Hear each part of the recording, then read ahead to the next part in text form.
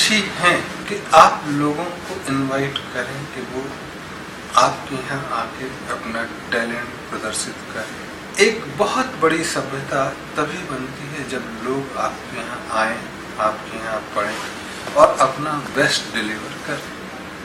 तो आज अगर अमेरिका दुनिया के टैलेंट को अट्रैक्ट करता है और वो इनवाइट भी करता, तभी तो वह शीर्ष पर है कि उसके यहाँ का एक उत्पाद आईफोन भारत के पूरे जीडीपी के 1/3 1/4 के बराबर। आपके यहाँ बॉस को नौकरी नहीं मिलती है और वो बॉस दुनिया में म्यूजिक के नंबर 1 पे, तब आप लोगों को अट्रैक्ट करते और उनको सुविधाएं देते। लेकिन उसके पहले कि लोग आपके पास आए, वह क्या चाहें? एक तो उनको स्वतंत्रता मिले, सुरक्षा मिले, न्याय व्यवस्था वहाँ पे ठीक हो, तनख्वाह द्वितीयक हो जाती कि कितना पैसा मिले। तो अगर बॉस वहाँ गए तो उनको खर्च करने का रिसर्च में जो जरूरी चीजें होती हैं कि फेल हो जाएगा तो क्या होगा। और मान लो आज के रकम के हिसाब से 10 करोड़ रुपए हमको खर्च करना है, ऐसी रिसर्च लैब चाहिए, इतनी किताबें चाहिए, तब वह सुविधाएं जुटा जा सकें। ऐसा माहौल हमको चाहिए। हमको कितनी तनख्वाह मिल रही है ये बहुत बड़ा प्रश्न नहीं होता है, क्योंकि जो वैज्ञानिक बनना चाहता है उसको खर्च चलना चाहिए, यही काफी। हाँ, लेकिन अगर किताबें चाहिए हैं और उसको कोई देखने जाना है तो फिर पूरी लग्जरी या पूरी नेसेसिटी जो लग्जरी के साथ में होती है वो जरूरत होती है, उतना खर्च।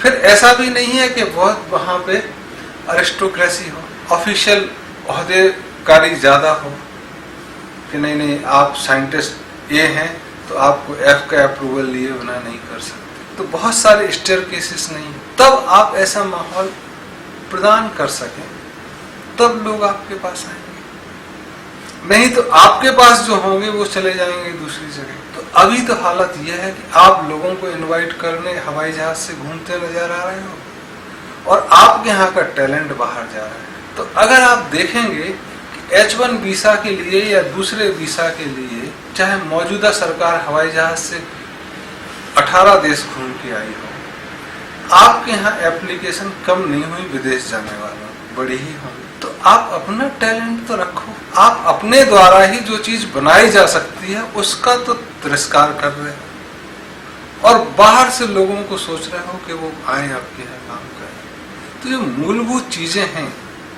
उसके बारे में सोचना जरूरी है। अगर इन सबको अनदेखा करके आप ले भी आओगे तब क्या करोगे? तब आप अपने यहाँ के लोगों को नौकर बनाओगे उस फैक्ट्री में, उनके लिए विशेष सुविधाएं दोगे और पड़ोस में झोपड़पट्टी हो तो विरोध होगा। एक लग्जरी से रह रहा है और एक भिखारी की तरह रहे। जैसा आज बहुत सारे पब्लिक सेक्टर्स की कहानी है कि वो कॉलोनियल रूल का एक्सटेंशन लगती है, तब आप दूसरे तरह की एक फिर से एक्सटेंशन को लाके आओगे। और वो जो आएंगे आपके यहाँ, उनके यहाँ शिफ्टिंग मार्केट, नौकर कहाँ सस्ते मिल सकते वहां चलते हैं, क्योंकि अब कहीं से कंट्रोल करने में तो कोई दिक्कत नहीं है। आपको 200 साल पहले वाली बात तो है नहीं कि राज करना तो वहीं पे रहना है। आप तो आज नेट के जरिए सवेरे शाम रिपोर्ट ले सकते हैं।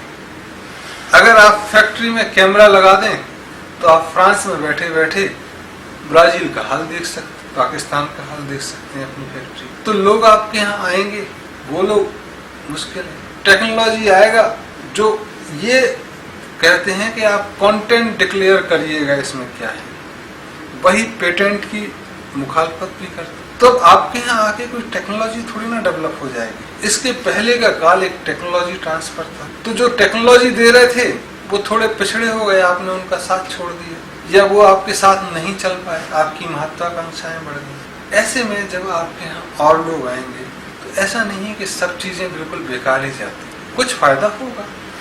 आपके यहाँ की इंडस्ट्रीज भी बाहर जाएंगे। जैसे इकोनॉमी 93 में ओपन अप हुई तो ये था कि सारे विदेशी लोग आपके यहाँ की कंपनियां खरीद लेंगे, लेकिन देखोगे कि कुछ देसी लोगों ने भी विदेश में कंपनियां खरीदी, यहाँ तक कि इंग्लैंड में भी खरीदी और बहुत बड़े बड़े एक्विजिशन भी, छोटी चीज नहीं। तो ऐसा नहीं है कि जीरो ही फायदा होगा, लेकिन इतना बड़ा फायदा नहीं है कि आप उसके लिए जो खर्च कर रहे हैं, पता लगा कि एंटीरोस का खर्चा ज्यादा हो गया बजाय उससे जो फायदा होना।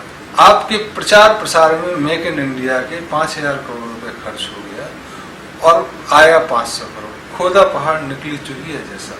और अगर इसके बदले में आप अपनी व्यवस्थाएं ठीक करें तो बनिए को क्या चाहिए, इंडस्ट्री जहां माहौल अच्छा होगा वहां आएगा। रिसर्च करने वाले को क्या चाहिए, जहां रिसर्च की सुविधाएं मिलेगी वहां आएगा। विद्यार्थी को क्या चाहिए, जहां पढ़ाई अच्छी हो रही होगी वहां पढ़ने जाएगा। तो आप अपनी चीजें ठीक करें, हम अपनी चीजें ठीक करें।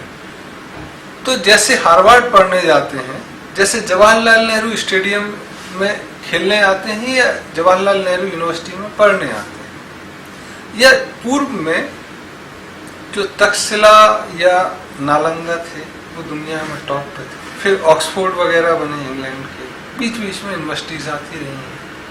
तो आप यूनिवर्सिटीज बनाएं, रिसर्च सेंटर्स बनाएं, R&D सेंटर्स बनाएं, तब अपने आप मेक इन इंडिया हो। वेंचर कैपिटलिज्म की फैसिलिटी, तो दुनिया में घूमना, मेक इन इंडिया का प्रचार वो साइन इन इंडिया की तरह खर्च ज्यादा फायदा कम वाला साबित होने